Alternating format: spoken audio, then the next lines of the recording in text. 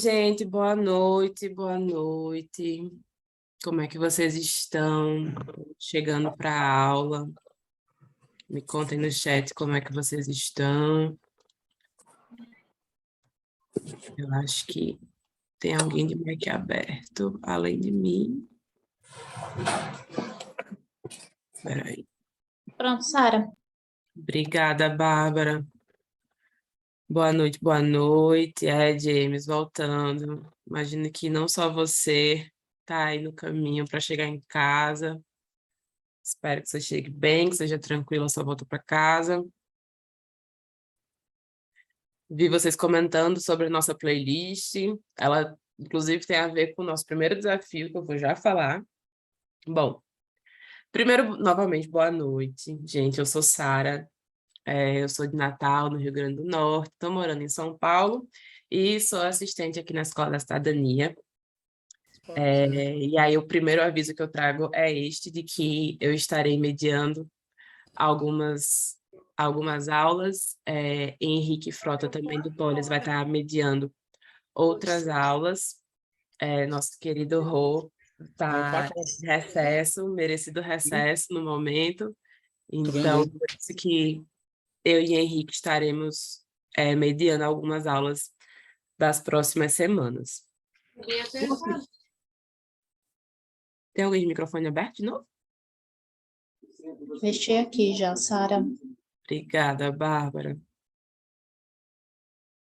Gente, então, seguindo. O segundo aviso é de que o Zoom, ele contabiliza automaticamente a presença de vocês, então vocês não têm que se preocupar com lista de presença nem nada do tipo, mas vocês precisam conferir se o nome de vocês está correto no Zoom. E aí, para vocês verem isso, vocês vão clicar aqui embaixo, em participantes, aí vai abrir uma aba aqui lateral do lado direito e vai ter o nome de todo mundo. O de vocês, o de cada um, geralmente vai ser o primeiro, e entre parênteses vai ter escrito eu, me, depende do idioma em que tiver o seu Zoom. Para renomear, você clica nos 3 pontos e aí coloca o seu nome. Coloca, por favor, sempre um nome e um sobrenome para que a gente consiga identificar que você é você. E é isso, porque o Zoom ele contabiliza automaticamente, então se aparecer celular, Windows, iPhone 007, a gente não vai saber quem é você, que você estava aqui presente na aula. E aí, por esse motivo que a gente pede que sempre verifique o nome de vocês se está correto. Se estiver correto, não precisa fazer nada, mas se não estiver, por favor, renomeiem da forma que eu expliquei, certo? O terceiro aviso é que todas as nossas aulas são gravadas. A gente disponibiliza elas sempre na semana seguinte, porque leva um tempo para baixar a gravação, editar a gravação e subir ela no YouTube. É um processo que não é muito rápido, então a gente sempre pede a paciência de vocês e que aguarda a semana seguinte, que é quando a gente disponibiliza as aulas. O quarto aviso, eu acho que a gente já está com mais de 100 pessoas aqui. Eu posso dar o quarto aviso, é que nós vou lançar agora, nesse instante, o primeiro desafio do nosso curso. E aí, lembrando que os desafios, eles são parte importante das horas, né, do nosso curso, então ele também é parte importante para que todo mundo aqui consiga os certificados de participação. O primeiro desafio do curso é um desafio super gostoso de fazer, tem tudo a ver com os elogios que vocês trouxeram para a nossa playlist, porque o primeiro desafio é vocês colaborarem com a nossa playlist. Bárbara, também aqui do Poli, nossa estagiária maravilhosa, ela vai estar enviando para vocês, tanto aqui no chat, o link do formulário, mas também ela vai disparar por e-mail nos próximos dias. É o formulário em que vocês vão acessar ele e vão indicar para a gente alguma música para a gente colocar na playlist. Pode enviar, inclusive, mais de uma música, não tem problema nenhum, mas é importante que vocês enviem pelo menos uma música. Mas o que isso tem a ver com o curso? Tem a ver porque a ideia é que vocês enviem. Vamos resolver então, Christopher. A gente vai pegar o link e ver o que aconteceu com a permissão. Obrigada por avisar a gente. O que isso tem a ver com o nosso curso? Tem a ver porque a ideia é que vocês indiquem músicas que tenham a ver com o nosso tema. Então, o tema do nosso curso, músicas que, de alguma forma, dialoguem ou nos tragam reflexões, enfim, faça a gente pensar um pouco e trocar um pouco sobre a questão dos desastres, sobre a questão de crise climática, sobre a questão das políticas públicas. A ideia é essa, que vocês indiquem músicas que tenham a ver com o tema do nosso curso e o tema das nossas aulas, certinho? Vou repetir o aviso sobre o nome do Zoom, porque eu vi que algumas pessoas estão entrando agora com o nome de usuário ou de celular, e aí com isso a gente não consegue identificar. Pessoal que estiver entrando agora, por favor, renomeiem o nome de vocês. Para isso, vocês vão clicar aqui na barra inferior do Zoom, vai ter o nome participantes, e aí vai abrir uma lista do lado direito com o nome de todo mundo. Você vai procurar o seu, que geralmente é o primeiro, e entre parênteses está escrito eu ou me, depende do idioma. Você vai clicar nos 3 pontinhos e renomear, colocando o seu nome e sobrenome. Tá certo? Um sobrenome, não precisa ser o nome completo, um sobrenome já é suficiente. Isso, para a emissão do certificado, a gente contabiliza as presenças de vocês, a gente acompanha todas as respostas aos desafios, então é super importante que vocês respondam os desafios, porque a gente realmente lê as respostas, e ao final do curso tem uma avaliação do curso, ou seja, não é o momento em que a gente avalia vocês, é o momento em que vocês avaliam a gente. Então, essas são as 3 coisas importantes para que vocês estejam tendo acesso ao certificado. E é verificado pelo nome de vocês que está no Zoom, por isso a importância a presença de vocês, né? É verificada pelo nome e sobrenome de vocês e o Zoom contabiliza automaticamente. Certinho? Dado os avisos, vamos então, de fato, para a nossa aula. A aula de hoje é experiências de enfrentamentos aos desastres. Nós temos 2 convidadas, Ana Cláudia Rosbach e Sara Marques. Sara, inclusive, é uma educadora que ela estava para vir numa aula passada do curso, mas ela teve uma questão pessoal e aí não pôde comparecer, então ela veio hoje. Então, hoje a gente vai conversar tanto sobre experiências de enfrentamento aos desastres, mas também aos demarcadores sociais e o que isso tem a ver com desastres, né? Mas tendo como foco essa questão da experiência de enfrentamento, né? Essa troca Vamos ouvir hoje sobre essas experiências. E aí eu vou apresentar nossas convidadas. Sara Marques, ela é mulher negra, educadora popular e cofundadora do coletivo Caranguejo Tabaiares, Resiste, em Recife, Pernambuco. Com o coletivo, leva para as ruas de Caranguejo Tabaiares, sim, debates, o debate político e social, a luta comunitária, as histórias das pessoas que defendem seus territórios, as vozes da comunidade, a educação e a prática política, com muitas formações apoiadas por várias organizações. Certinho? Ana Cláudia Rosbach trabalhou em projetos como de um dos principais programas de melhoria de assentamentos precários em nível municipal, liderado pela Prefeitura de São Paulo, fundadora e diretora de uma ONG desenvolvendo projetos de alto impacto em comunidades no Brasil e na Bolívia, atuou como especialista sênior em habitação para o Banco Mundial do Brasil e em vários países do mundo. Como consultora de alto nível, ofereceu assistência técnica para o desenvolvimento e implementação da política brasileira de subsídios habitacionais e assentamentos informais, os programas de alto impacto, como o PAC Favelas e o Programa Habitacional Minha Casa Minha Vida. Foi gerente regional para a América Latina e Caribe e do Programa Global de Informalidade Urbana junto à Ciris Alliance, trabalhando na promoção de plataformas de conhecimento, assistência técnica sob demanda e comunidades de prática com foco na região da América Latina e Caribe. E países de outras regiões, como África do Sul e Índia. Atualmente é diretora de programas para a América Latina e Caribe no Lincoln Institute of Land Policy. É isso, gente. Estamos com uma dupla incrível. Bárbara, elas estão aqui.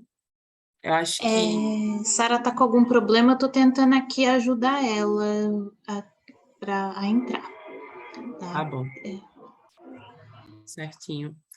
Ana Cláudia tinha avisado pra gente que ela vai demorar uns minutinhos para conseguir entrar, gente. Mas daqui a pouco ela se junta a nós.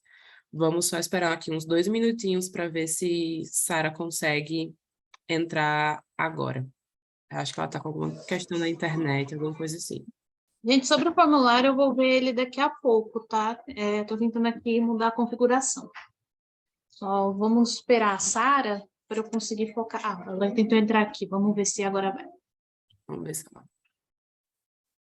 Bom, gente, Entrou.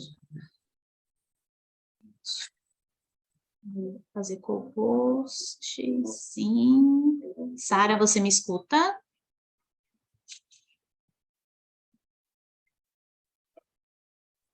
Oi, Sara, você está ouvindo a gente?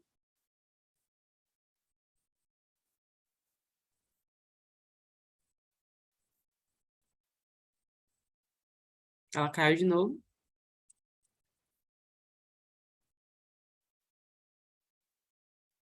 Sim, acho que ela está com dificuldade na internet. Ela tentou de novo aqui.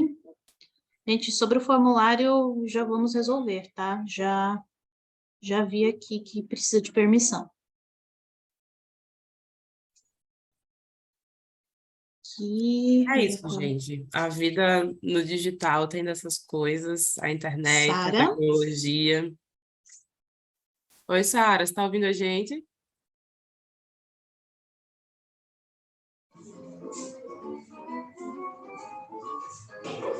o microfone já está habilitado, Sara.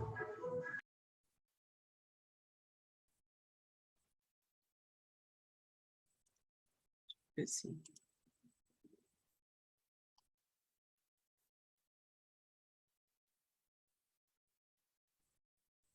Ainda não? Oh, meu Deus.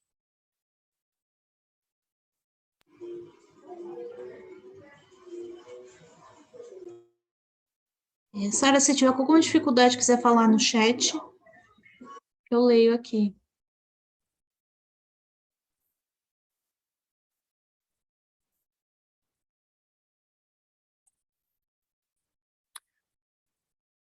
Tá. Bom, pessoal, para a gente não se estender mais, enquanto Bárbara auxilia a Sara a estar aqui na chamada, a gente vai, então, inverter nossa metodologia de hoje.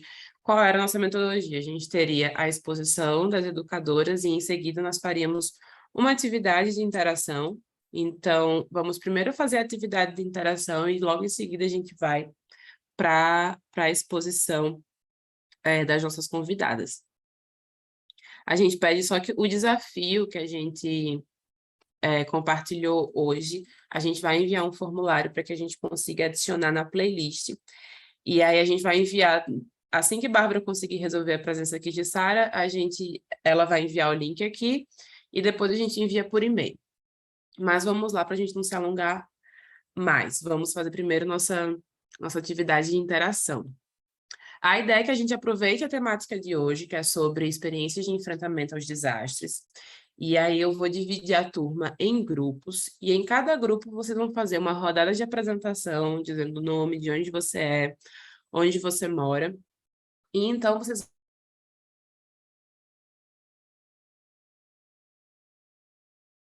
Sara? Oi? Você mutou e caiu a imagem. Oi, gente. Aqui apareceu para mim que todo mundo tinha sido mutado. Bom, foi. Retomando. A ideia é que a gente divida o grupo, a turma em grupos, e aí em cada grupo vocês vão fazer uma rodada de apresentação, nome, de onde vocês são, onde é que vocês estão morando atualmente, e compartilhar uma experiência de desastre que vocês conheçam. Pode ser uma experiência em que vocês já passaram, já viveram na comunidade, no bairro, no território de vocês, ou pode ser alguma situação de desastre que vocês tenham conhecimento, né, que vocês acompanhem ou tenham visto em noticiário, alguma coisa nesse sentido, na cidade, no município, a ideia é que seja o mais perto possível da sua realidade. Então, ou uma situação de desastre em que vocês vivenciaram, ou uma situação de desastre que vocês tenham conhecimento no território de vocês. A ideia é que a gente se divide em grupos, então, para a gente trocar um pouco dessas experiências, e aí aproveitem para compartilhar, nessas situações de desastre, como que tem se dado o enfrentamento, né? Como que esse enfrentamento tem acontecido.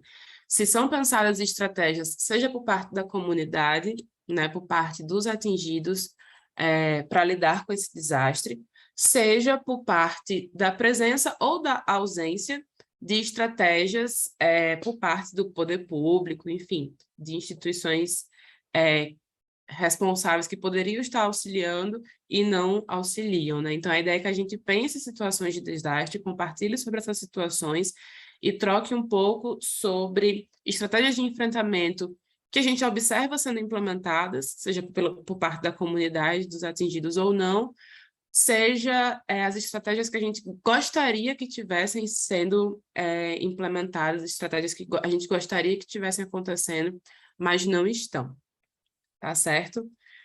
Nós estamos em 150 pessoas. Deixa eu ver, acho que eu vou dividir em 15 grupos, talvez um pouco mais. Deixa eu ver aqui, porque a ideia é que todo mundo possa falar em cada grupo.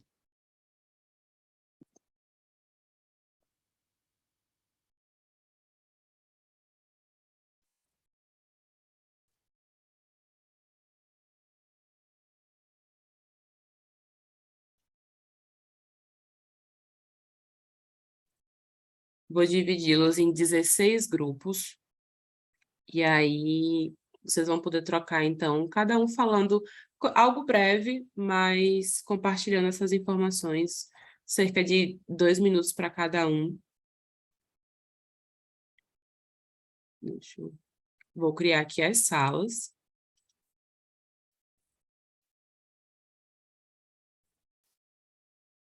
E aí vocês vão receber uma mensagem pedindo para vocês aceitarem o convite para entrar na sala. Vocês precisam aceitar o convite para conseguir entrar na sala. Vou fazer acho que eu vou fazer mais grupos para que todo mundo possa falar um pouquinho mais. Pronto.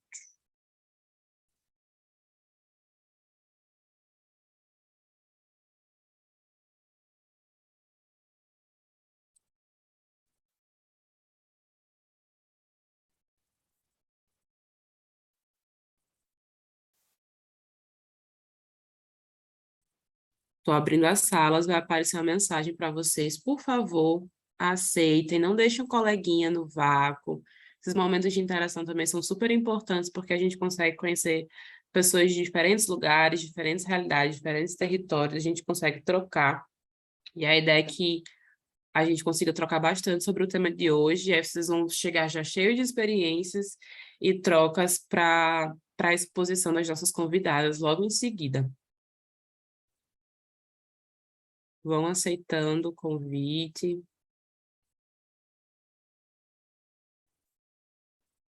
Eu dividi em mais turmas, e aí estamos com cerca de 6 participantes em cada sala, então cada um falando 3 minutos. Acho que dá bom.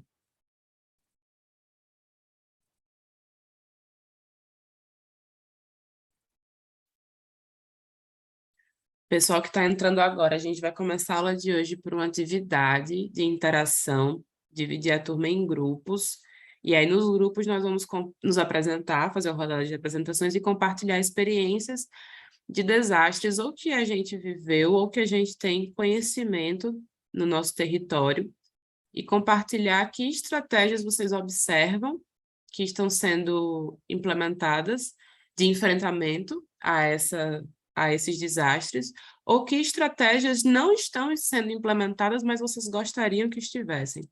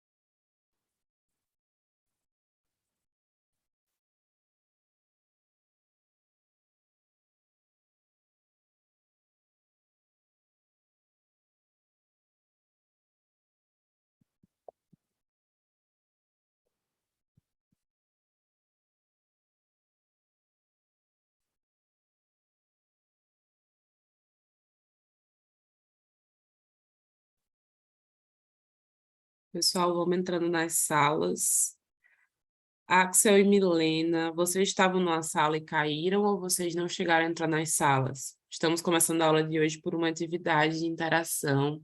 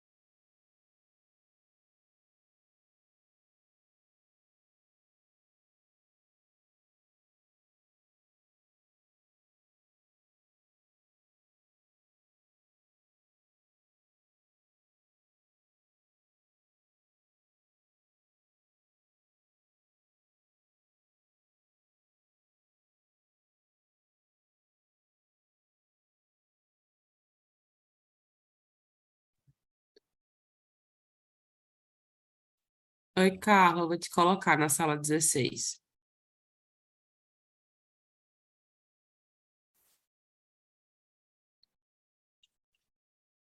Pronto, enviei o convite. Gabriela, Luiz, Renata, a gente está começando a aula de hoje por uma atividade de interação para a gente compartilhar experiências de desastre. Vocês já estavam em algum grupo ou vocês chegaram agora?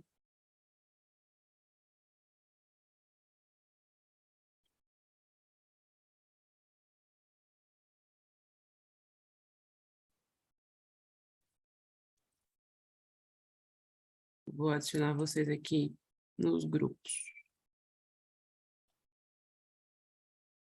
Pronto, estou adicionando vocês nos grupos, vocês precisam aceitar o convite. A ideia é que a gente troque, se apresente, faça uma rodada de apresentação em cada grupo e troque um pouco sobre situações de desastres que a gente passou ou que a gente tem conhecimento e converse um pouco sobre quais estratégias de enfrentamento têm sido implementadas ou que estratégias não estão sendo implementadas, mas a gente gostaria que estivessem.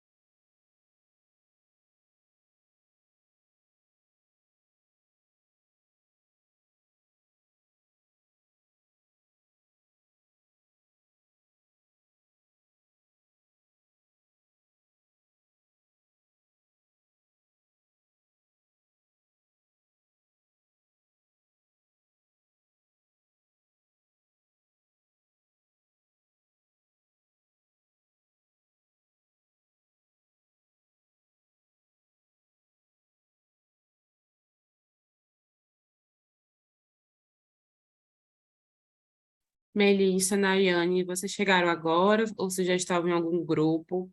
A gente está começando a aula de hoje por uma atividade de interação. Se vocês já estivessem em algum grupo, só me avisar qual é o grupo que eu coloco vocês de volta. Se não tiverem, eu coloco vocês em algum grupo agora.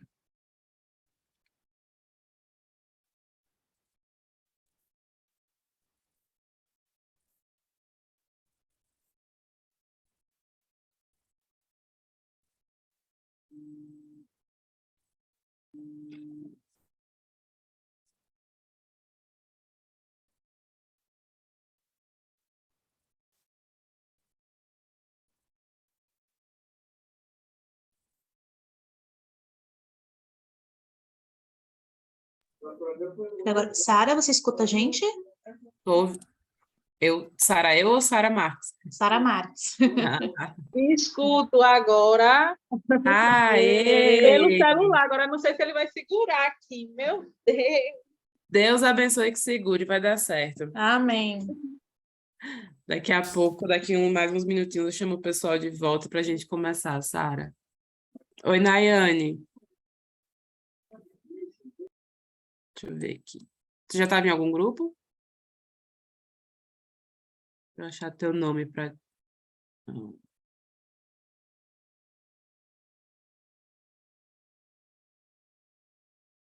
Não estou nem conseguindo liberar. Você sabe qual é o grupo que você estava, Natália? Que eu te coloco no mesmo.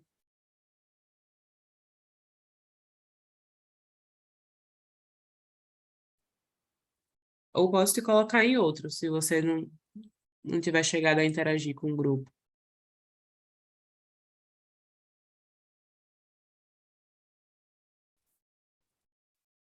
Tá bom, Natália, eu vou te colocar em outra. Eu te coloco, Nayane. Você já estava em algum grupo? Senão eu te coloco aqui.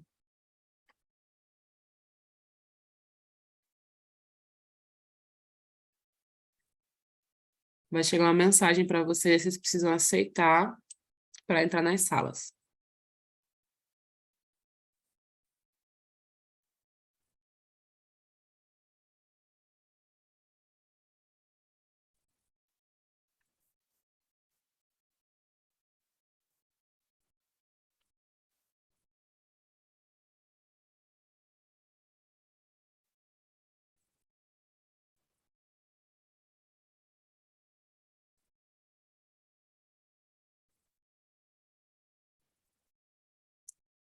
Elizabeth e Bárbara tinha conseguido habilitar o chat. Vou tentar aqui de novo, gente. Estava habilitado. Zoom hoje tá legal. Não, gente, o chat dá para conversar, todo mundo com todo mundo. A gente já habilitou, Elizabeth. É.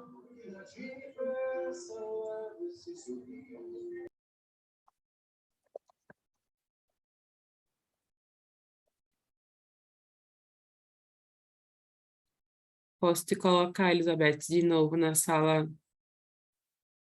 Deixa eu ver. Na sala 18. A Elizabeth caiu.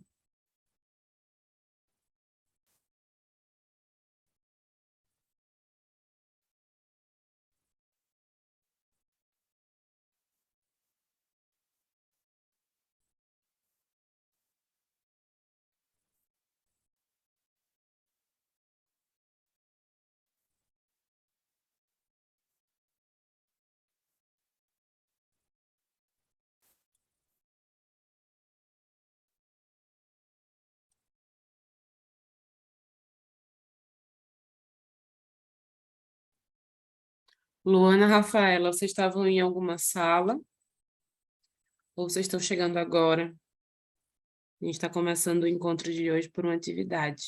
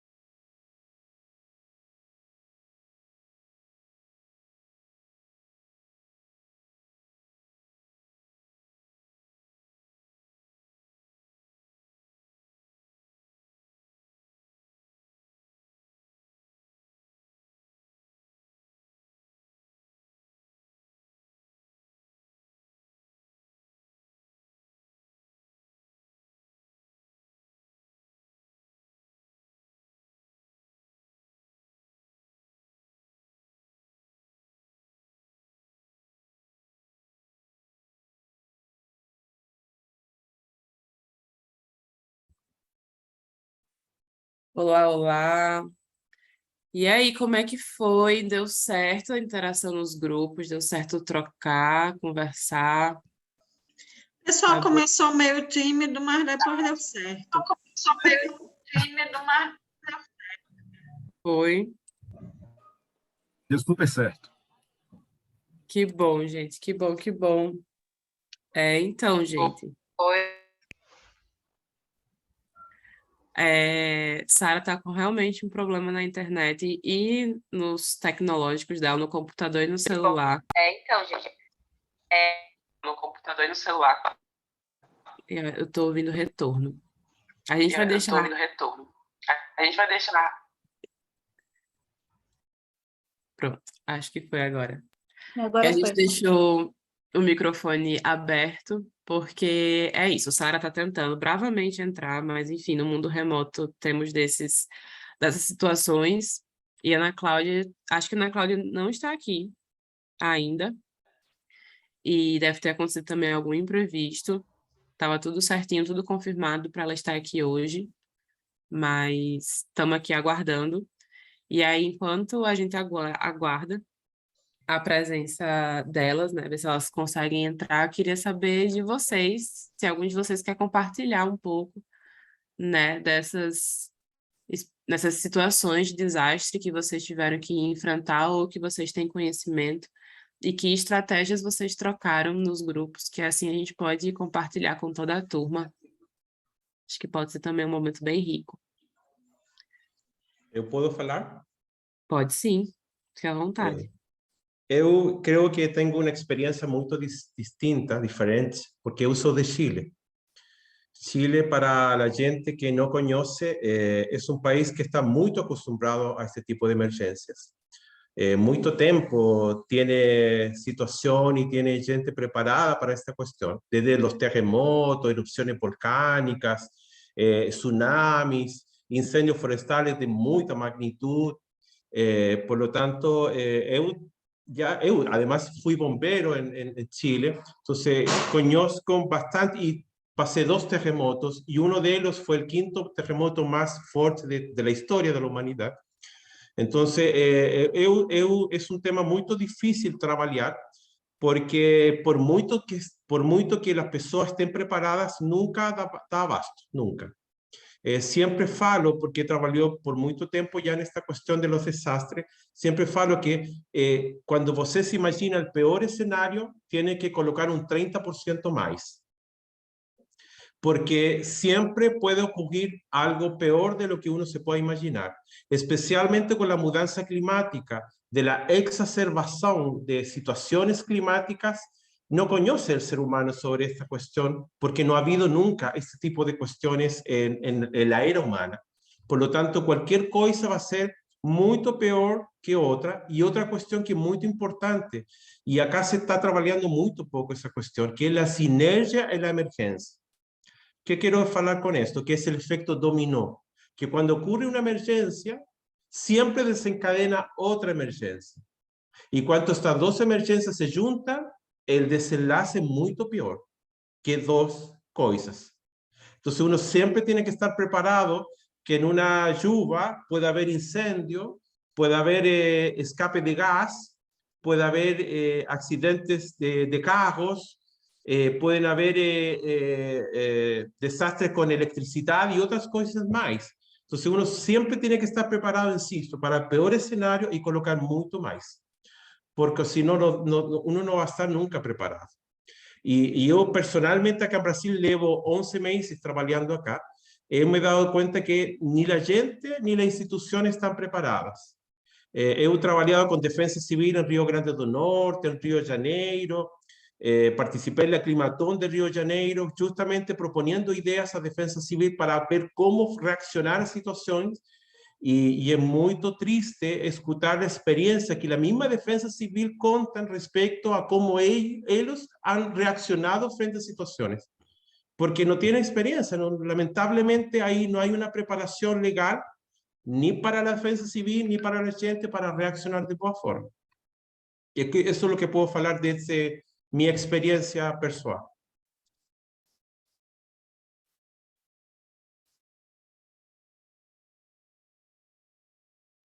Sara, você está mutada, querida.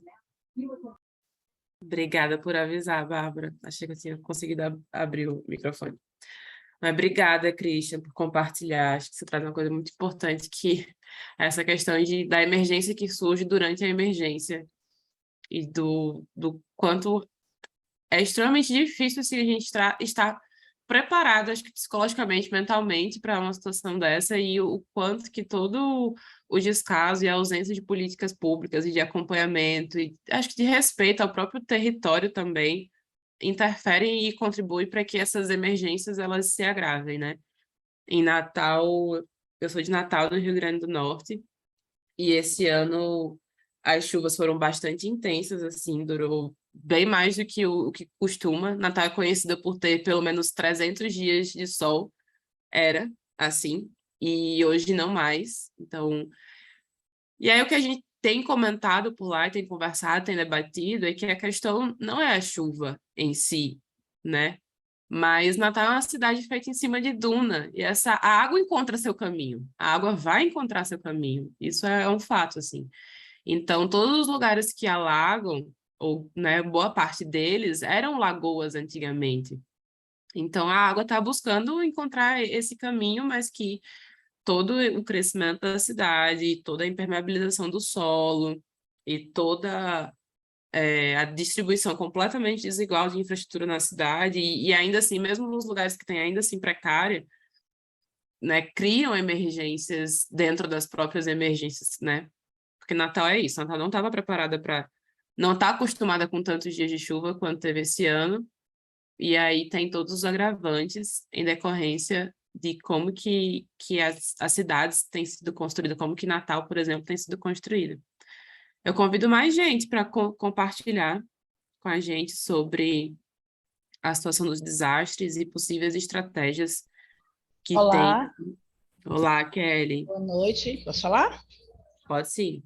Então, eu moro em Salvador e eu estava comentando com as meninas do meu grupo, né, que Salvador, se as pessoas acompanhando na TV, tem um histórico de desastre muito grande.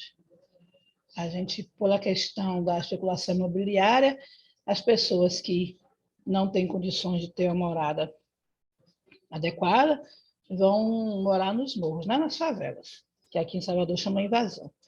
E sem nenhuma estrutura, como todo o país, né? Sem nenhuma estrutura, as pessoas vão fazendo casas uma em cima da outra, sem acompanhamento de engenheiro, arquiteto, e por ser lugares íngremes, a tendência é o deslocamento de massa.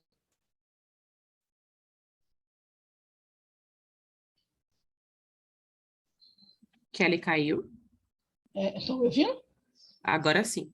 Ah, caiu para mim também. Então, e a gente tem muita assistência depois do que acontece, né? Quando depois do planejamento, as prefeituras, o governo do estado são rápidos em repor o material que a pessoa perdeu, mas e a vida que as pessoas não repõem, né? A história de cada um que vai ali, cada vez que a água leva as suas coisas, está levando um pouquinho da sua história, enfim. E aqui em Salvador está tendo um movimento, não sei, porque aqui a prefeitura é de um partido e o governo está de outro partido. Então, eles meio que estão na disputa quem faz mais geomantas, né?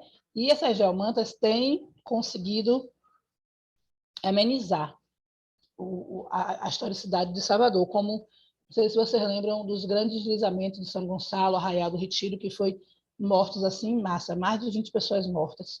As casas caíam, se despencavam em cima das outras. E aí tem isso. Mas no interior do estado, no extremo sul, não sei se vocês acompanharam, foi uma comoção nacional do Brasil todo doando para o extremo sul da Bahia, pela questão de várias pessoas que perderam suas casas. Pronto, passou.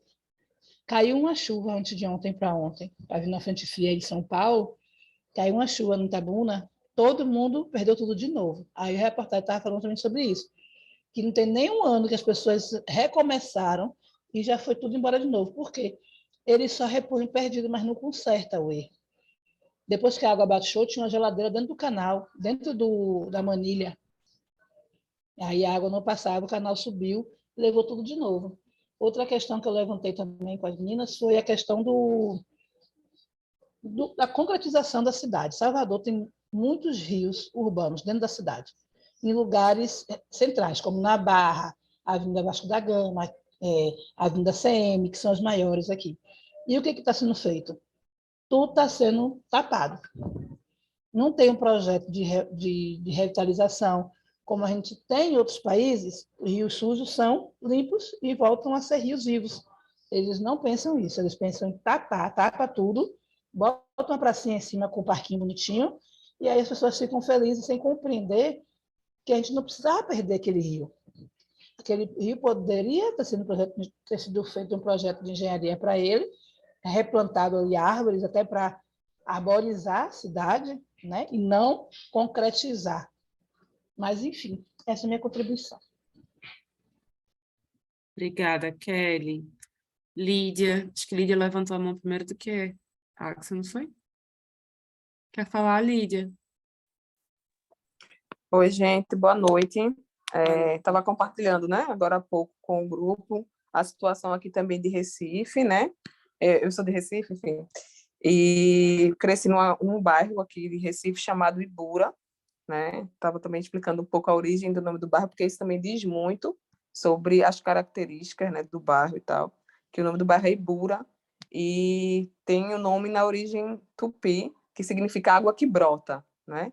Nascente de água. Então já tem um bairro que já tem, que já carrega esse nome, que já diz muito, né? Então existiam muitas nascentes de água aqui no Ibura e muitas dessas áreas foram ocupadas, né? Enfim, um processo de povoamento do bairro, né? O bairro começa a ser povoado na década de 60, justamente porque em outras áreas de Recife tiveram algumas cheias e essa população ficou desabrigada, perdeu tudo e foi assim que parte do bairro também começou a ser ocupada. Porém, o que ocorre? Também é uma área que tem bastante morro, né? Um terreno que tem áreas baixas e áreas altas, e esses morros são morros de barro, enfim, um terreno bastante arenoso. Então, essa dinâmica do deslizamento de barreira e de mortes, né, por deslizamento de barreira e de enchentes no bairro sempre fez parte, assim, né, da história do bairro e, consequentemente, também é um pouco do retrato do estado de Pernambuco, né, como um todo. Enfim, também não sei se todo mundo acompanhou como foi na Bahia, como foi em outros estados aqui do Nordeste. Está falando, né? Eu acho que teve gente que colocou aqui alguma coisa do Ceará, estava falando um pouco de Natal, como foi também, enfim. Então, é uma realidade, né? As chuvas desse ano foram chuvas bastante intensas, né? A gente teve um nível de chuvas muito alto, muito elevado, né?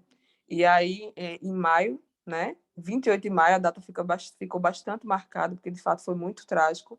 A gente teve uma noite de chuva muito intensa, já tinha tido umas chuvas, né, em dias anteriores. Eu nem compartilhei com o grupo, mas uma coisa também, como a gente vem nessa dinâmica, né, eu cresci numa comunidade que era de morro e sempre teve deslizamento, e inclusive a casa que eu cresci é uma casa que foi perdendo, né, terreno progressivamente, né, assim, ao longo dos anos, porque era nessa área de morro, enfim, então tinha sempre deslizamento de barreira.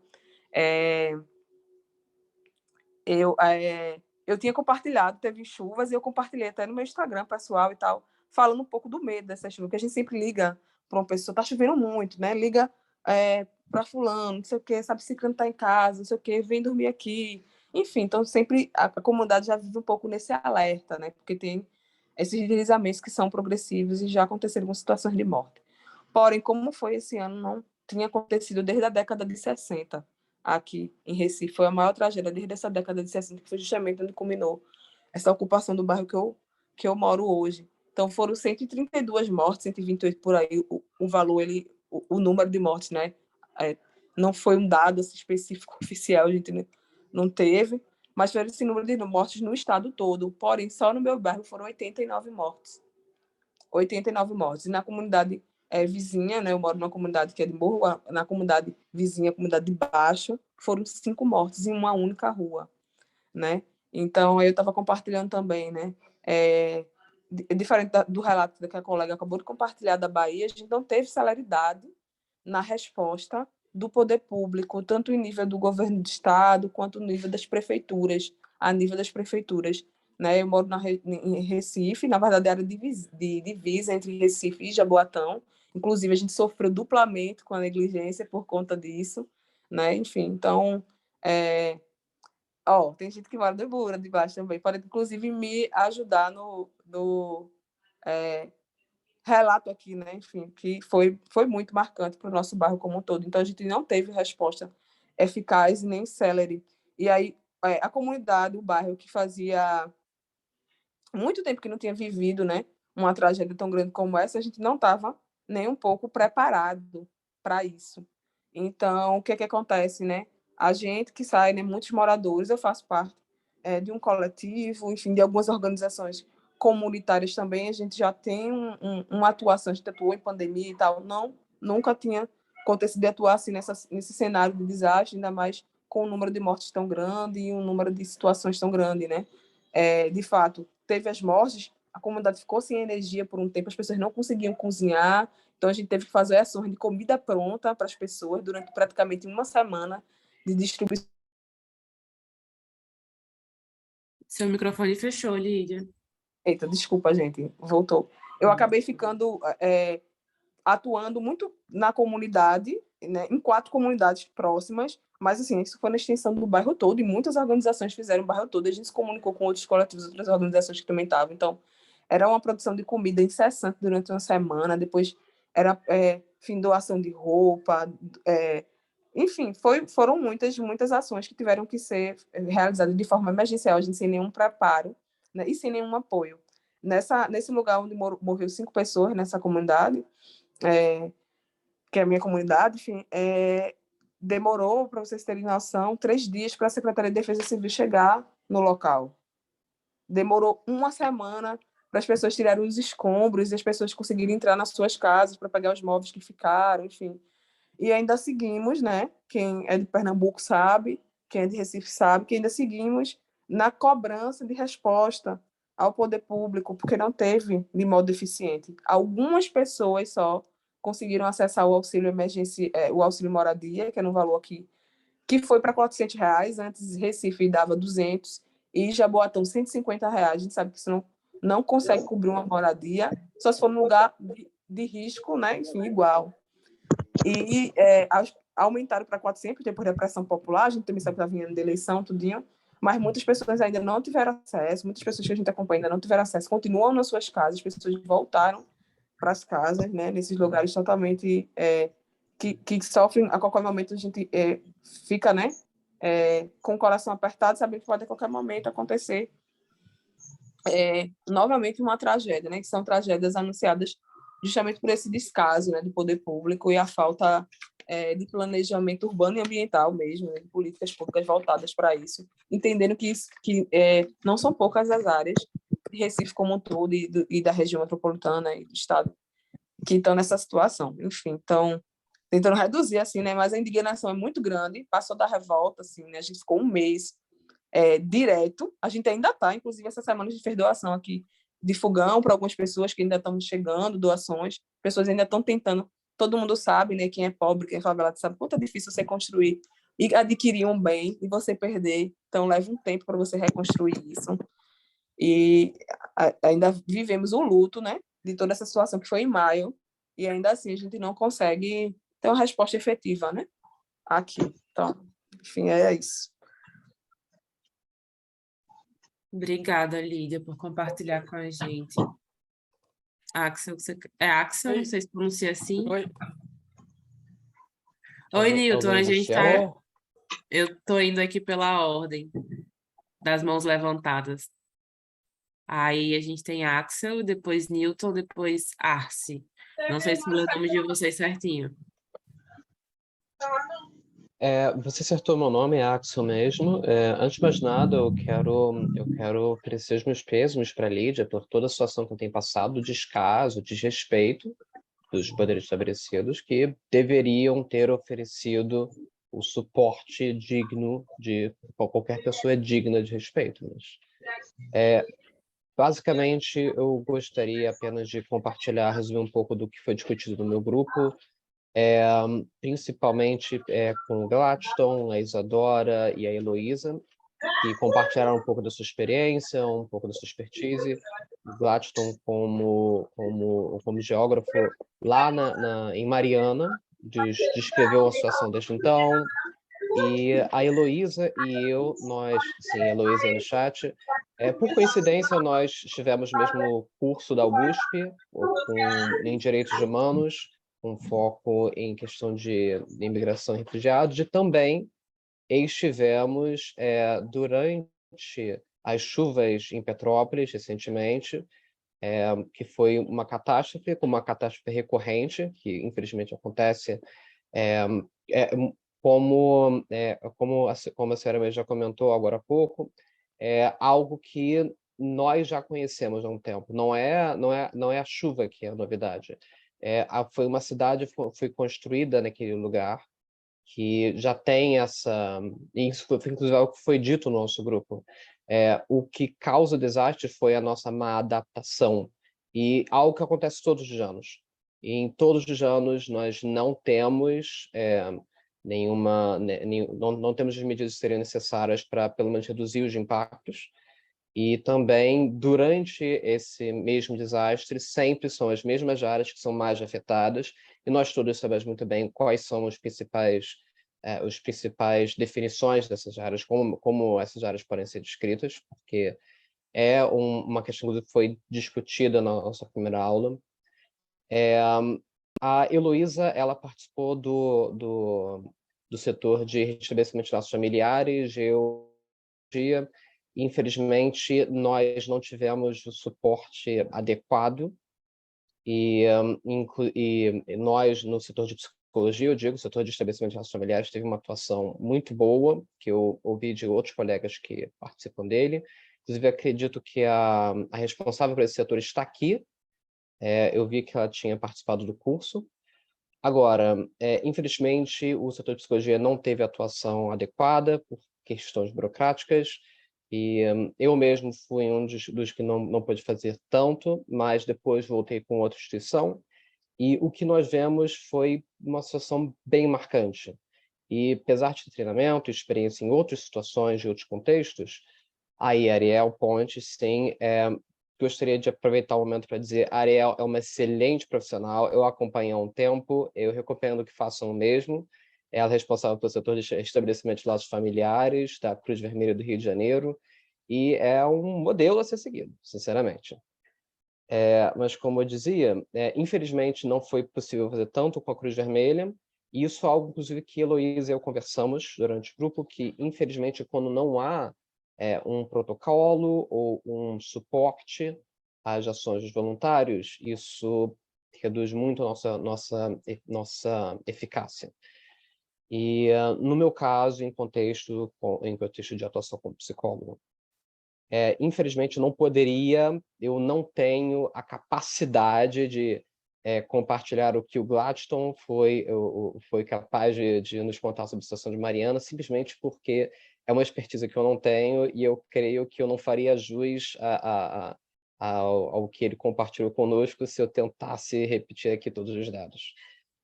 Talvez por uma falta de domínio da área dele, ou talvez por uma falta de inteligência mesmo, porque realmente foi um material muito interessante. Eu gostaria, inclusive, de seguir essa análise com ele no futuro.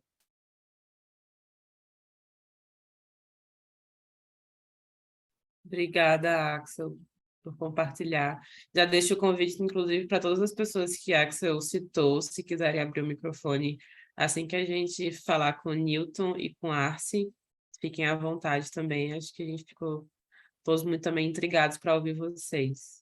Perdão por colocar vocês no foco, pessoal. Então, já que tem muita gente para falar, também o tempo está se esgueirindo, eu vou falar rápido aqui. No nosso grupo eu falei sobre o que aconteceu, hoje eu estou trabalhando aqui em Florianópolis, né?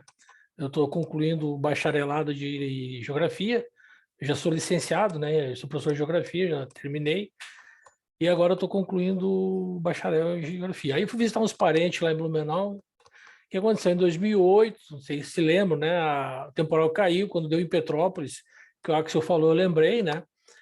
E Blumenau, aquela região daí do Joinville, Blumenau, aquela região toda foi igual. Então, eu até compartilhei com o grupo. A hora que eu estava indo com o meu carro lá para... Eu estava passando lá, aí eu entrei numa rua, aí aquele jeitinho brasileiro, né? Vou cortar caminho por aqui para escapar, né? Aí quando eu entrei na rua, assim, quando eu vejo, a rua começou a cair e descer barranca abaixo. Não sei como, acho que foi Deus que me ajudou. E consegui dar uma ré e sair ali rapidinho, assim, ó, e aquilo caiu. Eu ia rolar barranco abaixo, né? Eu ia descer com tudo, né? Então, e ali acontece que, né? Acontece muito. E por causa de chuva, a questão do terreno e tudo. Mas dois fatos que eu tenho que citar também. Eu estava em Manaus, e se vocês olharem lá em 2021 agora, recentemente, aconteceu já outras vezes lá. Rompe aquelas adutoras, porque o pessoal está falando de desastre, de chuvas e não sei o quê, né? Então, vou citar dois aqui um pouquinho diferentes, né? Em Manaus, rompeu uma adutora da Águas do Amazonas, né, num bairro lá, e o carro, embaixo de um carro, aquele carro explodiu, voou para cima, aí desceu lama, desceu água, aí imagina a velocidade e a força da água descendo de uma tubulação de água. Mas essa aí, pelo menos foi água limpa, né? Desceu, saiu levando lama, saiu levando tudo, jogou dentro das casas. Graças a Deus que eu tive notícia, não tinha morrido ninguém, mas conseguiram escapar ali, né? Fugiram ali. E outro fato foi aqui em Florianópolis, ano passado, em janeiro. Esse foi um pouquinho mais fedido, né? Porque rompeu uma estação de tratamento de esgoto ali perto da Lagoa da Conceição, né? E também invadiu casas, levou carro, sabe? Então, são outros dois tipos de desastres que ocorreram. Esse aqui em Florianópolis, né? Que rompeu esse dique aí, saiu aquela água, né? Imagina, aquele tratamento, aquele cheirinho, né? Ralando assim, levando todo mundo. Foi um troço assim, sabe? Né? E que é um troço que acontece, não tem como, né? E quando eu morei no Rio de Janeiro, que eu vi o Axel falando, eu lembrei que uma vez eu pensei, vou morar em Petrópolis, né? Aí depois eu acabei saindo do Rio de Janeiro e vim embora para cá. Mas realmente é muito horrível, entendeu? É muito ruim. Eu tenho os parentes que moram aqui nessa região sul aqui, e às vezes a gente vê os acidentes acontecer. Eu sei como é que é, entendeu? Mas eu citei esse aí da adutora lá em Manaus, porque é outro tipo de desastre que pode levar a vítimas, né? Entendeu? E esse aqui em Florianópolis, que rompeu, lá em Manaus foi água da Amazonas, né? E aqui foi saneamento, água do tratamento de esgoto, né? Entendeu? Mas, graças a Deus, aqui ninguém morreu, mas a gente lamenta quando acontece isso aí, né? Que nem Mariana, Petrópolis e outros lugares aí, né? Entendeu? É coisa assim, perdoável. Obrigada, Newton. Arce, é assim que fala, assim que pronuncia? Bom, então vou tentar ser breve aí, como seu colega Newton aí contribuiu também de forma breve. Sou de Novo Hamburgo, Rio Grande do Sul, tá? Na verdade, eu até deixo claro, eu estou aqui para tentar achar até ferramentas de trabalho. Trabalho na Defesa Civil do município, tá? Foi muito legal ali no grupo que eu participei, que tinha o pessoal de Pernambuco, da Bahia, algum pessoal, bem pessoal de algumas regiões do Nordeste, e que são regiões que eu costumo estudar. Eu sou professor de ciências, pós-graduado em gestão ambiental, e tenho muito interesse porque nós temos no município de Novo Hamburgo 53 áreas de risco mapeadas pelo Serviço Geológico do Brasil, que envolvem movimentos de massa e inundação. E movimento de massa, para nós, é uma das situações que, assim, inundação eu consigo monitorar, eu consigo agora olhar, nós estamos na bacia hidrográfica do Rio dos Sinos, eu consigo agora acompanhar no meu celular de hora em hora o nível do rio. O movimento de massa, uma chuva, e a gente teve uma situação em 2019, numa sexta-feira de noite, aonde em 45 minutos choveram 130 milímetros. Na verdade, nós não tivemos deslizamentos de terra, mas tivemos uma questão de enxurrada em alguns pontos do município, né? Todos os cursos d'água do município transbordaram, né? E foi uma situação caótica. Foi o decreto de situação de emergência mais recente que tivemos no município. Felizmente, óbitos não acontecem desde 2011. É uma situação complicada, isso foi uma das coisas que eu conversei no grupo, que eu trabalhei como professor de ciências. A gente criou um projeto do Agente Mirim de Defesa Civil. Em 2018 e 2019, trabalhamos numa das áreas de risco do município de Novo Hamburgo. Até vi ali que o Christian Deco Vital diz que é de Novo Hamburgo ali, já adicionei ele ali, achei no LinkedIn ali, vou trocar uma ideia com ele, né? Então, já que ele está por aqui, bom, nós trabalhamos com as crianças, pensando em como chegar com a educação ambiental, de como entender a percepção do risco, o entendimento do risco. A gente fala muito em desastre natural, né? Mas o que é o desastre natural? A planície de inundação de um rio, ela existe. Então, o rio vai transbordar em algum momento para lá. De que forma a gente trabalha isso na questão da inundação? Como é que a gente explica para aquelas pessoas que talvez tenham pouco conhecimento? E da mesma forma que eu cito Pernambuco, que eu sei que existe projetos muito interessantes ali, Recife, aquela região, e que eu sou uma das pessoas que eu acho que assim, o poder público tem que mudar uma visão. Eu, como eu disse, sou professor de ciências, pós-graduado em gestão ambiental, trabalho na Defesa Civil desde 2017. Eu sei o que é um talude de risco, eu sei qual é o volume de chuva. Mas eu não posso pensar que aquela pessoa que mora lá, que foi morar naquela área de encosta, tenha o mesmo entendimento. E eu sei que existem ideias, existem projetos.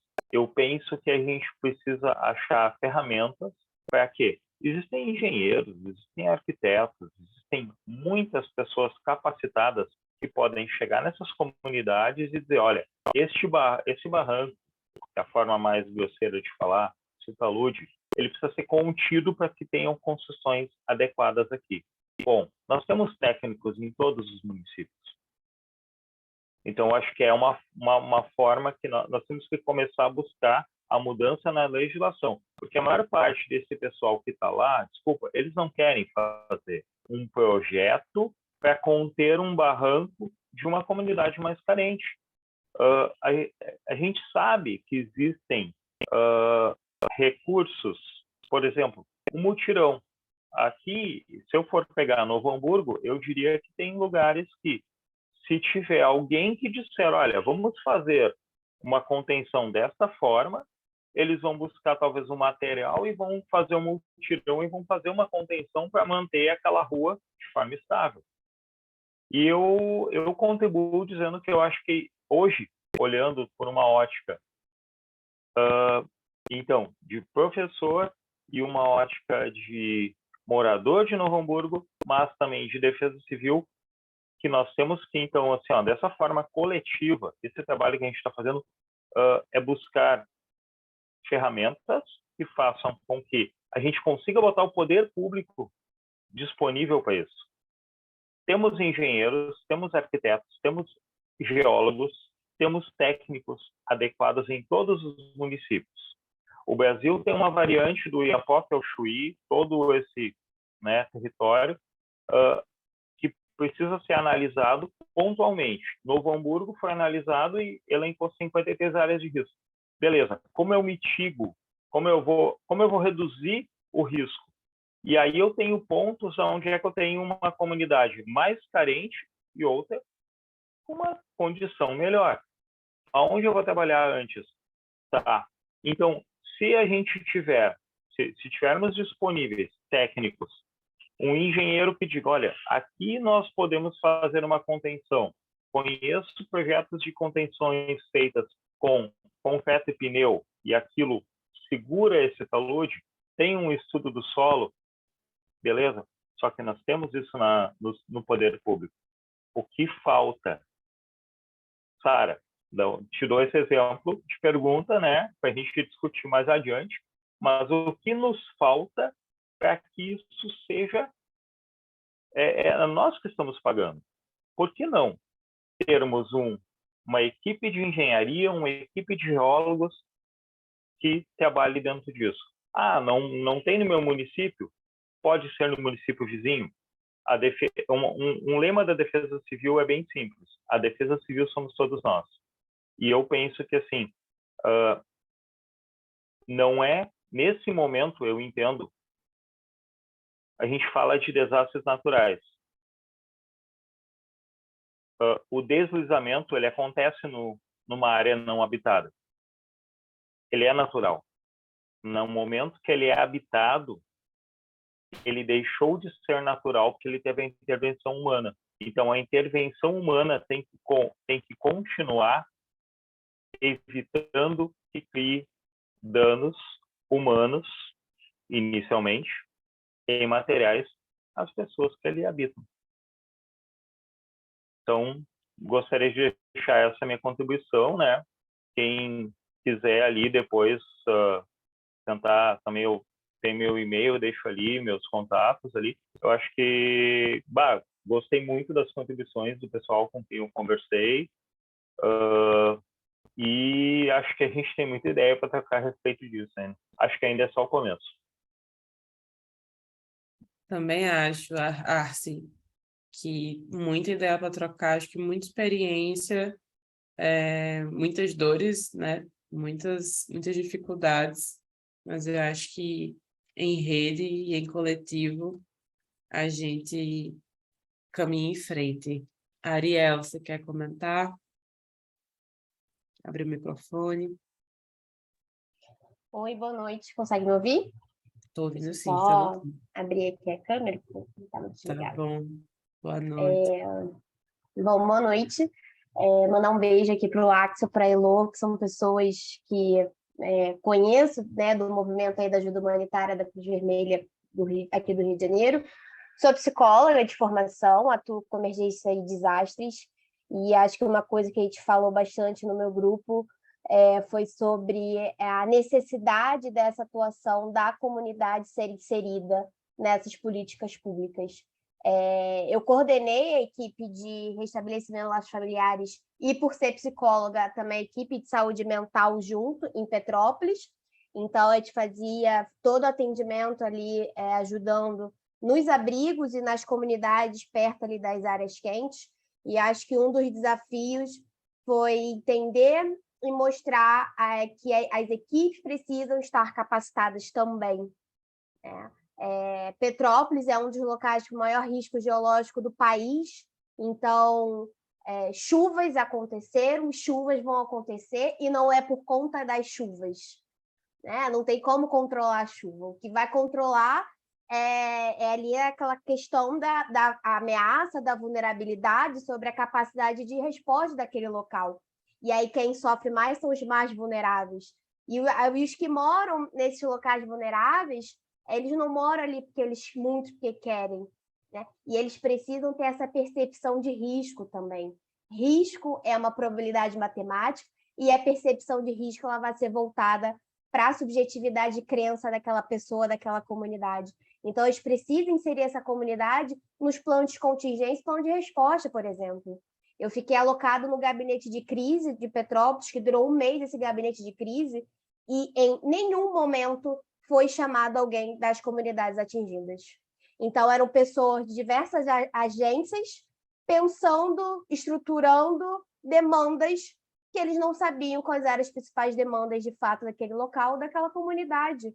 Como é que pessoas de fora vão definir o que aquela pessoa que mora ali há anos, a vida inteira, vão saber o que acontece, né? Então, isso foi um grande desafio para mim, que estava ali, que vivia tanto esse gabinete quanto a parte de fora, não ver que essas demandas estavam sendo escutadas.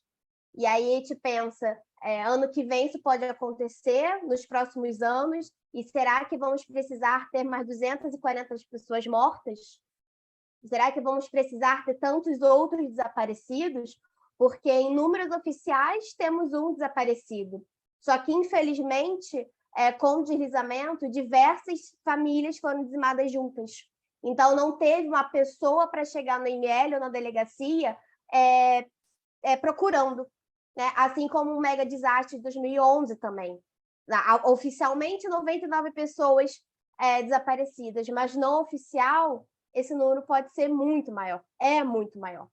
Então, a gente precisa colocar essa comunidade como protagonista de suas próprias histórias, porque quando acontece um evento, eles que estarão ali, até a equipe de resposta chegar, até a equipe de psicologia, até a equipe de assistência social, enfim, eles que vão estar ali. Então, eles precisam ser capacitados e treinados, e não em termos técnicos que eles não vão usar na sua prática. Eles precisam usar um linguajar, ações que eles possam usar no seu dia a dia, porque eles vão poder replicar isso, né, para os vizinhos, enfim.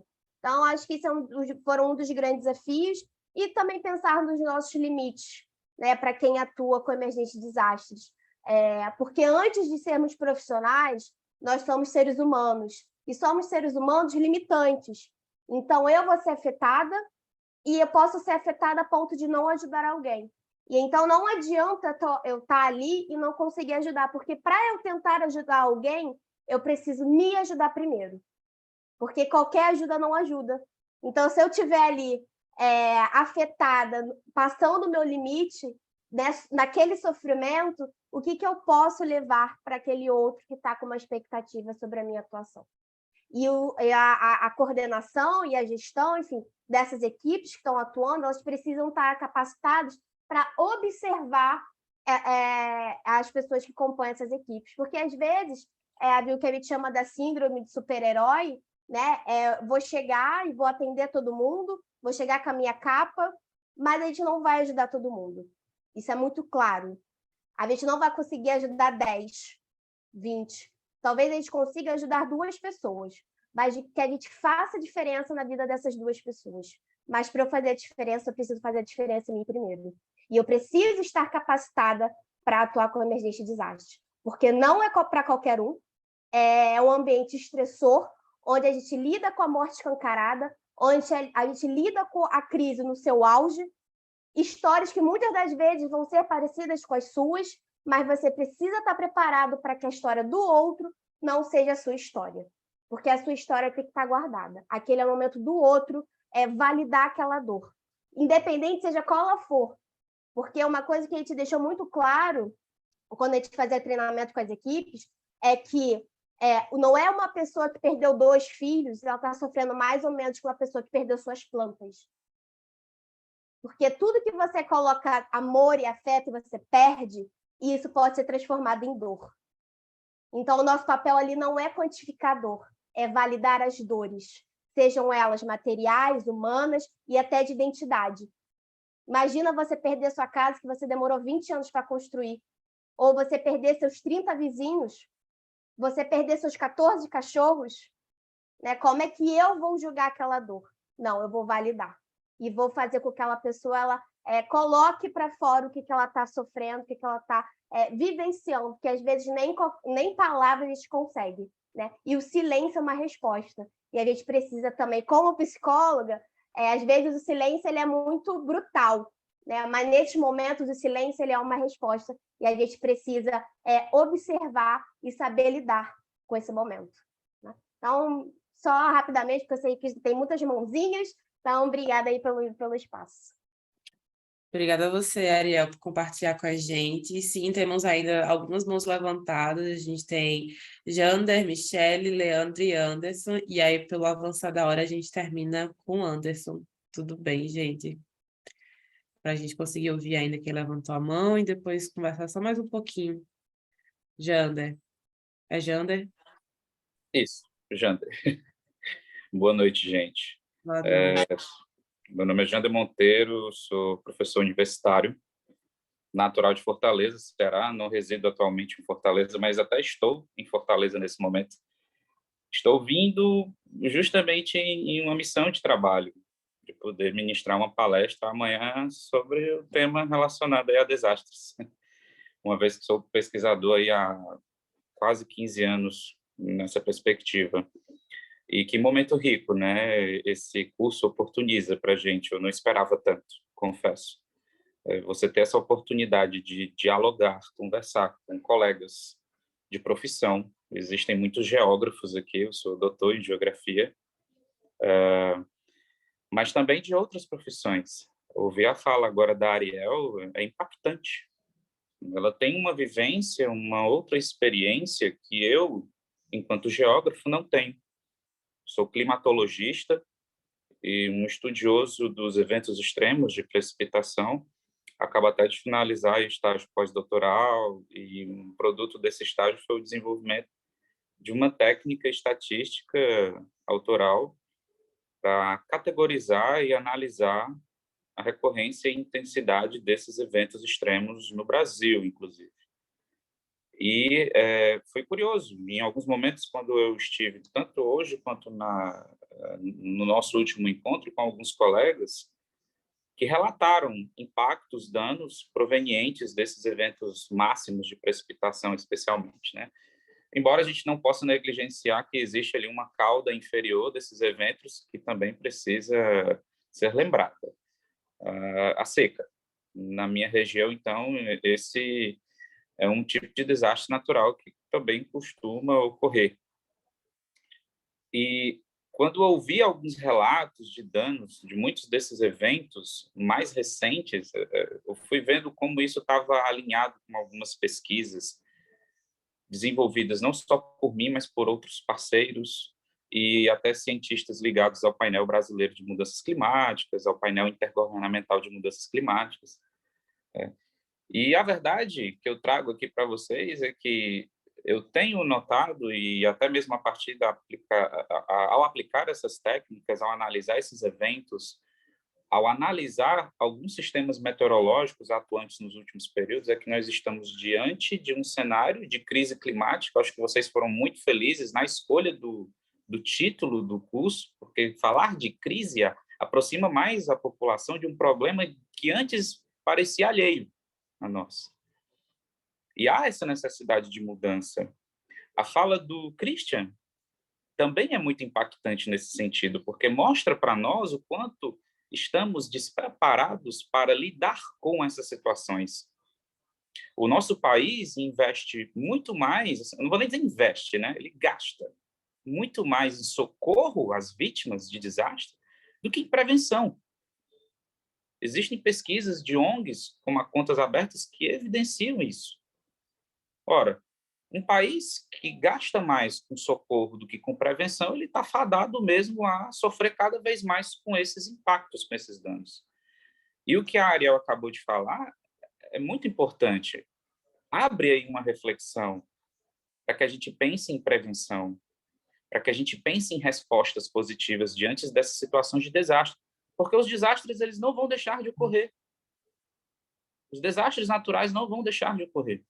Cabe a nós mitigar, adaptar, minimizar os danos, né? Tentar dar respostas, tentar estar preparados. Mas exige aí, claro, né, algo muito complexo, que envolve indivíduo, família, comunidade, poder público. São muitos agentes que estão envolvidos nessa complexa equação para minimizar os danos provenientes dos desastres. Mas uma coisa eu alerto para vocês enquanto climatologista. Eu tenho observado em muitas localidades do país, especialmente no Centro-Sul, isso, inclusive, foi também evidenciado por cientistas vinculados ao painel brasileiro de mudanças climáticas, que esses eventos extremos estão mais recorrentes e intensos. E se a gente continua a observar esse cenário de desigualdade no nosso país, de vulnerabilidade, que antes de tudo é social, é claro, a gente realmente vai ter que fazer uma frente maior se quiser minimizar os danos provenientes de desastres naturais. Eu sei que a gente avançou muito na última década, com a criação do CEMADEM, com uma política nacional de defesa civil mais bem consolidada, mas a fala do Christian, repito, evidencia algo que nós precisamos avançar bastante na preparação para dar respostas. Os chilenos estão bem à frente disso. Eu dialogo, tive a oportunidade até de conhecer o Hugo Romero, Christian, não sei se você conhece ele, mas é um profissional exímio e que sempre abrilhanta os eventos da climatologia geográfica. Traz discussões muito pertinentes e mostra o quanto os chilenos estão mais bem preparados para lidar com. Boa parte da literatura que eu tive que beber para aprender sobre o conceito de desastre natural, entre outras coisas, vem dos chilenos e de outros países latino-americanos. no Brasil a gente está precisando avançar um pouco mais nesse sentido, tá? Eu agradeço esse espaço, eu repito, não esperava por tanto. É importante a gente criar essa rede, eu acho que deve evoluir para isso, né? Uma criação de uma rede que eu gostaria, inclusive, de participar no intuito de trocar figurinhas com outros pares, parceiros até de outras áreas, porque às vezes a gente se sente um pouco só dentro dessa área de pesquisador de desastres que eu, né, venho fazendo aí, desenvolvendo algumas pesquisas. Amanhã, inclusive, como eu disse, estarei ministrando uma palestra sobre isso. Tá? Foi muito oportuno e mesmo na base do improviso aqui, não estando em casa, eu, não, peraí, vou pegar aqui o celular, quero participar. Já estava finalizando aqui a apresentação, mas resolvi dar essa pausa por conta desse momento que eu acho que acaba até oferecendo elementos para mim em termos de discussão amanhã, né? Estou muito grato aí pelo espaço oportunizado, viu? Obrigada a você, Jader, por compartilhar com a gente. Que bom que a gente está contribuindo e trocando. A gente fica muito feliz com isso. Michele. Boa noite a todas, Boa todos e noite. todes. Eu também quero agradecer a oportunidade. Esse é um espaço de debate, é um espaço muito rico. Eu acho que aqui esse intercâmbio, né, essa troca de experiências faz com que a gente fortaleça essa discussão que é tão importante. É um assunto que é uma pauta que a gente vem discutindo cada vez mais, de forma mais profunda e mais intensa. Eu queria compartilhar com vocês um pouco da minha experiência. Eu sou do Poder Público, sou de Francisco Morato, uma cidade da região metropolitana de São Paulo. Eu compartilhei isso com o grupo na sala que nós estivemos, e eu gostaria aqui de compartilhar um pouquinho com vocês dessa experiência que nós temos em relação ao desenvolvimento de políticas públicas e de estratégias nessa área de desastres, né, de combate, na verdade, ao enfrentamento desses desastres ambientais que nós temos, pelo qual nós temos passado. Eu acho que a gente tem aqui algumas falas que são bastante importantes. Então, eu trabalho diretamente com a Defesa Civil, né? Então a gente discute diariamente estratégias de intervenção, de políticas públicas de fato, e ela passa, né, essa discussão de políticas públicas, ela vai, principalmente quando a gente pensa em prevenção, ela vai além da discussão da própria questão desse desastre. A gente vai falar aí sobre urbanismo, a gente vai falar sobre política de habitação, a gente fala sobre a questão ambiental, políticas sociais. Então, são muitos fatores que influenciam, né? Então, a gente tem essa premissa. Então, o nosso principal objetivo que a gente pensa todos os dias quais são as estratégias que a gente vai desenvolver para proteger as pessoas, para proteger a vida das pessoas e para proteger também os bens, né, as casas, porque a gente entende, como a Ariel falou, esse sentimento, né, nós tivemos uma experiência recentemente, né, infelizmente um grande desafio, a nossa cidade passou por um momento bem desafiador. Em janeiro, nós tivemos uma chuva muito forte, um volume muito grande aqui de chuva, então nós tivemos um número grande de ocorrências, tivemos que montar um abrigo emergencial, e a gente teve, né, o contato, claro, com essas pessoas. Nós temos aqui na cidade, então, pensando em políticas públicas, nós temos aqui no município um plano municipal de redução de risco. Esse plano, ele traz para a gente, ele consegue identificar quais são essas áreas. Nós temos mapeadas 91 áreas de risco, nós conhecemos essas áreas de risco na cidade, nós temos estratégias que a gente chama de medidas estruturais e medidas não estruturais, e quando a gente fala de medidas estruturais, a gente fala de contenções, né? E aí eu trago um pouquinho da fala do Christian. A gente pensa em estratégias, né, que possam ser viáveis para fazer com a comunidade, mas também é importante que a gente saiba que algumas estratégias, elas precisam de um investimento, de um recurso muito alto. Então, quando a gente fala de muros de contenção, é um investimento alto, e também é um desafio para o poder público pensar em orçamento para desenvolver essas políticas públicas, para poder investir, né? E aí é importante também que a gente pense que é uma política pública municipal, mas também é uma política pública estadual, é uma política pública federal, e aí a gente precisa discutir em diversas esferas. A gente tem, então, na cidade esse plano municipal de redução de riscos, que traz também medidas não estruturais. E essas medidas não estruturais são o monitoramento, a criação de núcleos. Então, nesses núcleos, a gente consegue trazer a comunidade, a gente vai implantar aqui o nosso primeiro núcleo de proteção e defesa civil, que é aí no território, conversar com a comunidade e fazer esse trabalho que a Ariel falou que é tão importante e que outras pessoas também, outros colegas aqui também disseram. Então, esse é um trabalho que a gente tem feito. Nós tivemos uma colega aqui que falou da geomanta, da técnica de geomanta de Salvador.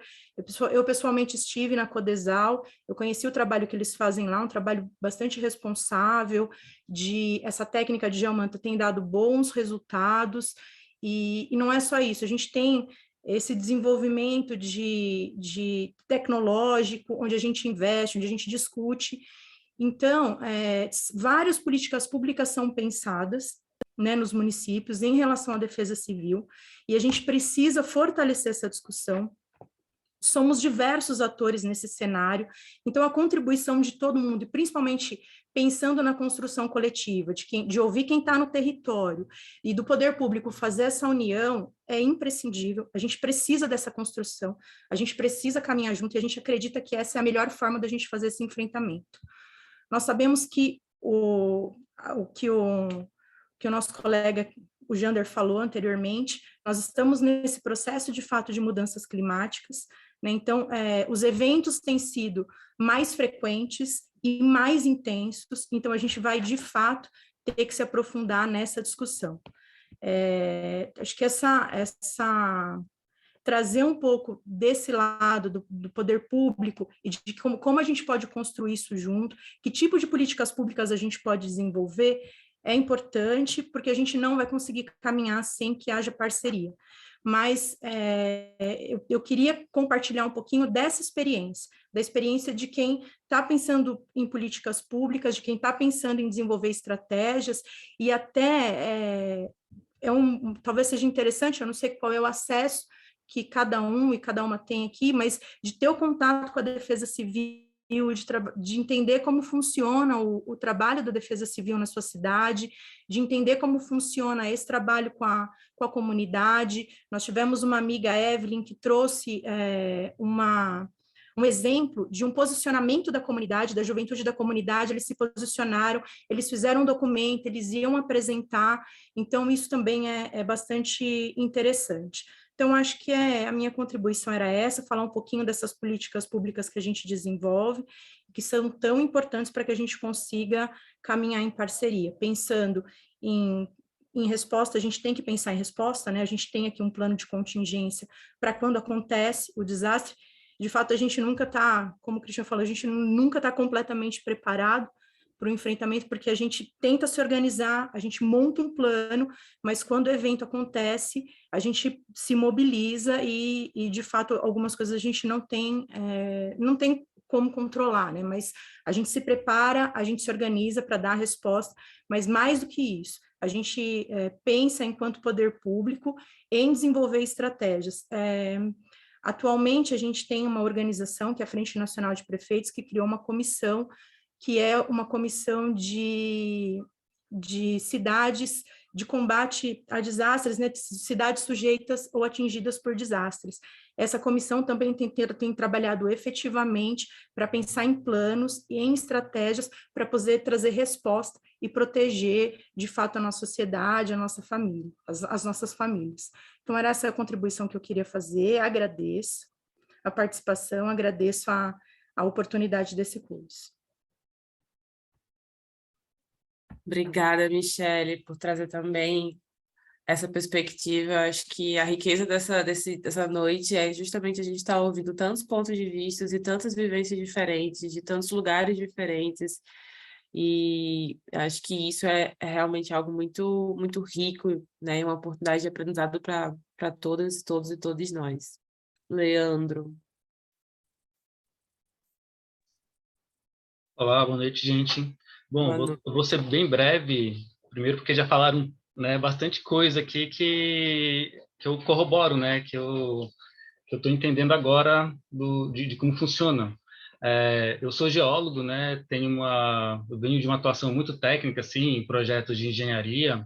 Então, trabalhei em obras de barragem, obras viárias, e essa componente, né, da segurança da obra, de tornar a obra funcional, operacional, ela é bastante voltada justamente para evitar a perca do investimento ali, né? E hoje em dia, como eu trabalho na área de planejamento urbano, foi uma quebra de visão, porque o fator de segurança na cidade, ela não é objetiva, né? Existe todo um sistema que compõe a cidade, que a cidade não é feita só de edificações, não existe uma normativa técnica para deixar a cidade adequada a um critério de segurança de engenharia, né? Existe, claro, ou deveria existir um plano para deixar a cidade mais funcional, mais sustentável, com maior qualidade de vida para a população.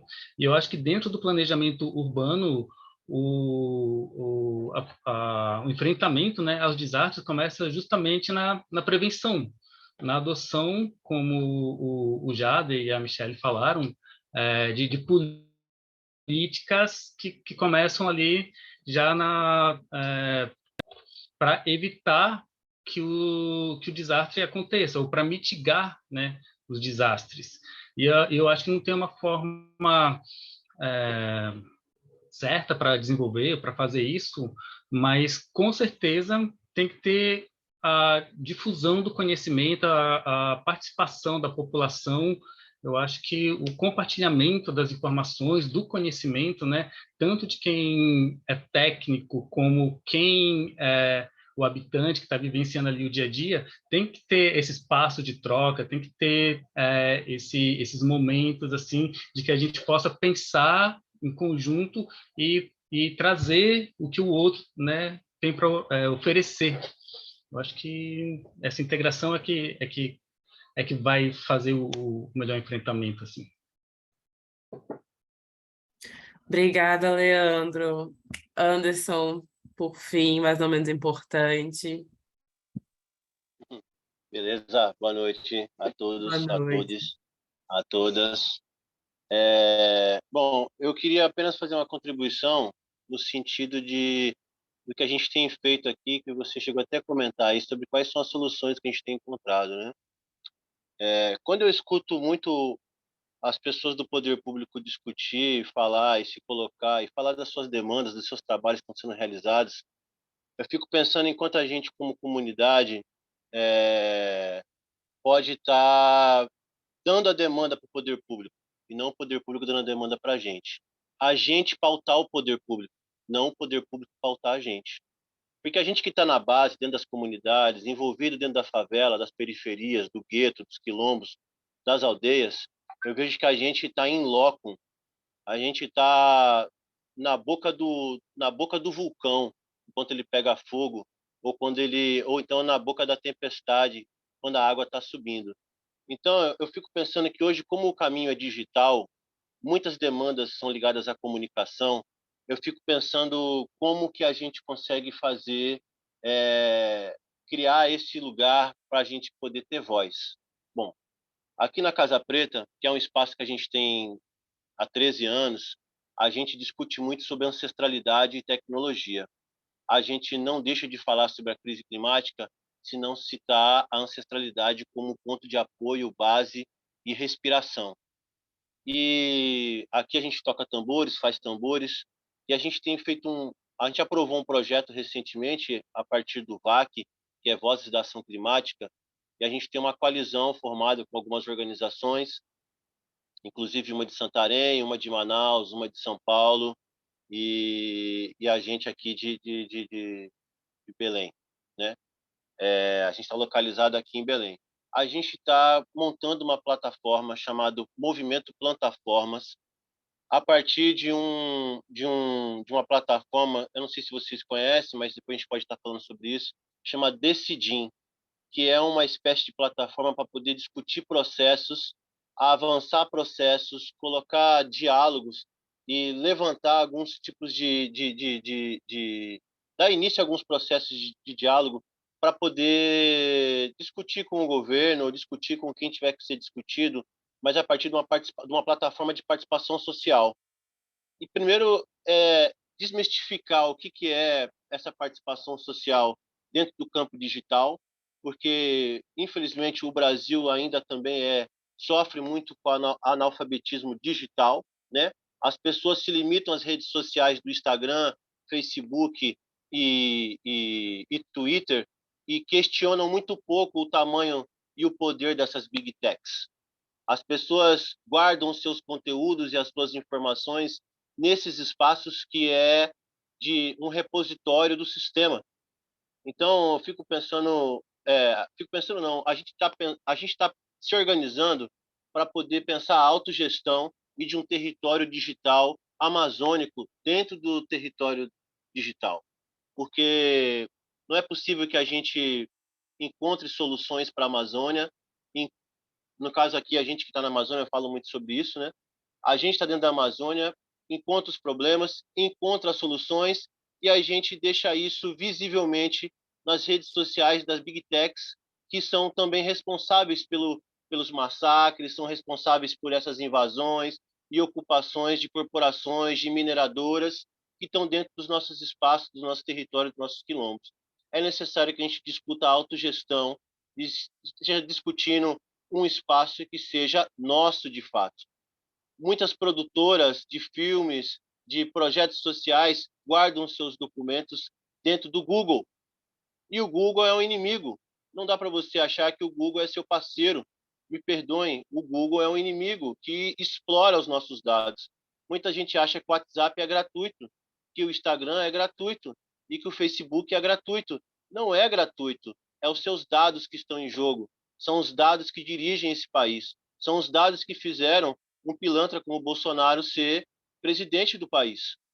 Então, assim, a gente está numa discussão, num pé de debate para discutir a cultura digital dentro do território da Amazônia. E, a partir disso, criar movimentos digitais para que a gente possa pensar com autonomia sobre esses dados. Onde a gente guarda os nossos dados? Onde a gente guarda o que a gente tem de informação da Amazônia? É na mão do Google? Porque hoje as universidades estão colocando as pesquisas dentro dos repositórios de Google e Microsoft. É lá que eles estão guardando. Se um dia fechar o YouTube, para onde vai o vídeo da sua comunidade? Para onde vai a história do seu avô, do seu bisavô? Para onde vai os segredos da Amazônia? Se não tiver nos nossos próprios territórios, se não tiver dentro do nosso próprio data center. Eu sei de data center montado em Campinas, na Casa de Cultura Tainã, a partir de um projeto chamado Baobáxia. Eu sei também de um data center montado junto de Chavantes, no Mato Grosso, mas é muito pouco. E a gente está iniciando esse movimento Plataformas, para plantar esse debate. Para se discutir o desastre, é importante discutir quais são as estratégias que a gente vai montar longe dos olhos dos inimigos. Porque as grandes corporações, as mineradoras, as grandes empresas, são elas que acabam patrocinando de alguma forma esse tipo de massacre que acontece na Amazônia. Quem quiser colar com a gente, participar, aqui também foi uma fala de convite, de abertura para a gente poder estar fazendo esse diálogo.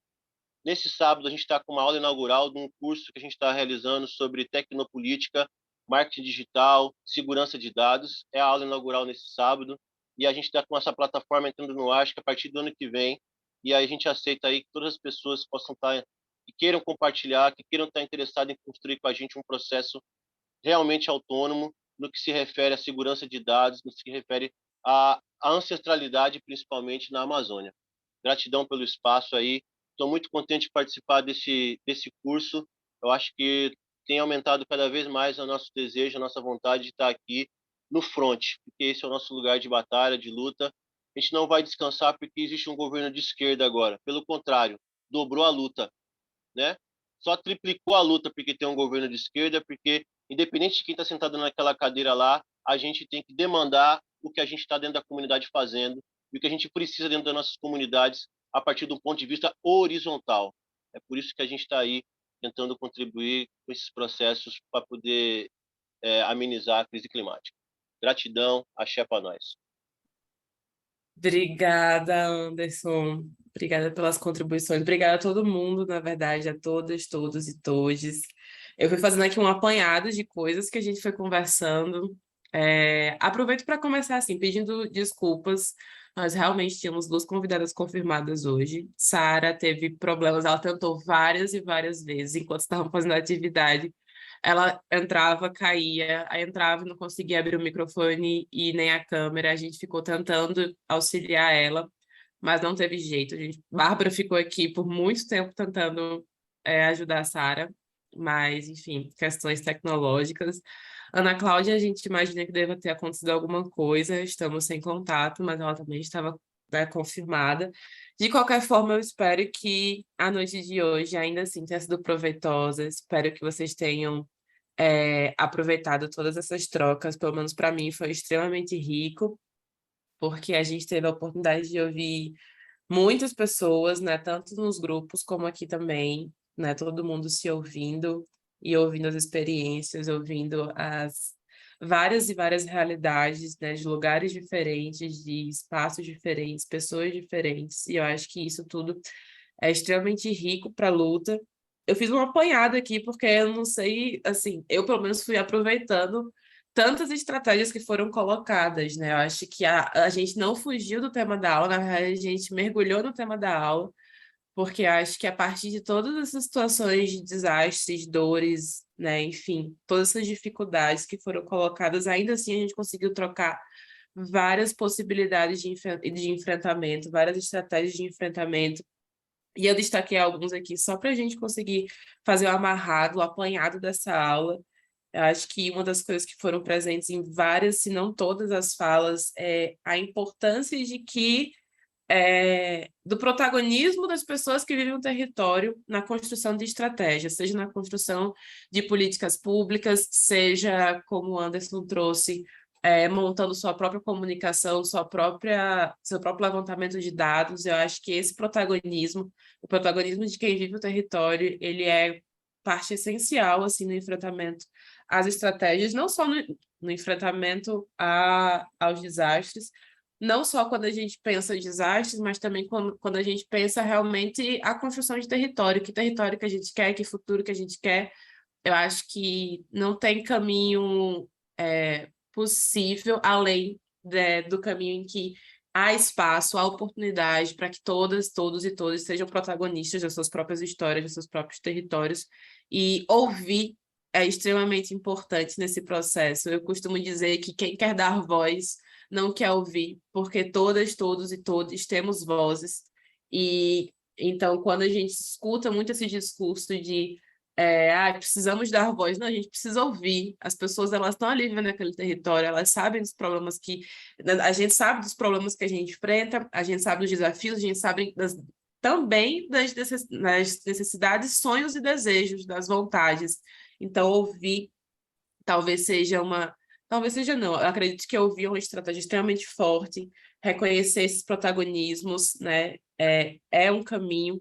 Na construção, inclusive, de políticas públicas, eu não falo de um lugar romantizado, eu falo de um lugar de que a gente constrói estratégia, a gente constrói política pública, a gente constrói mecanismos mesmo, né, coisas materiais e eficazes e eficientes a partir do reconhecimento desses protagonismos. E aí aqui também várias falas falaram de redes de apoio e o quanto que elas são essenciais no enfrentamento aos desastres, mas também foi bastante pontuado que essas redes de apoio, elas são uma resposta a esses desastres, mas a gente não pode também romantizar as redes de apoio. As redes de apoio, elas têm limitações financeiras, de recursos, de alcance territorial, de mãos, né? Existem os limites também das redes de apoio, então que maravilha que existem redes de apoio no enfrentamento desses desastres, mas que a gente também possa cada vez mais estar apoiando e construindo formas dessas redes de apoio terem braços e recursos e ferramentas e conhecimentos técnicos ou não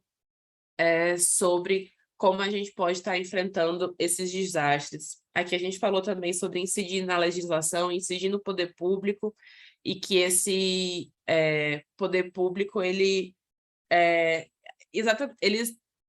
nos ouça, né? Que ele seja realmente, verdadeiramente participativo e não hierarquizado, feito de cima de cima para baixo, desconsiderando e silenciando e violentando, né, as vivências de cada um e cada uma. Não, que esse poder público ele ouça, que esse poder público ele realmente traga todas e todos e todes para participar, né, da construção de território, da construção de futuro.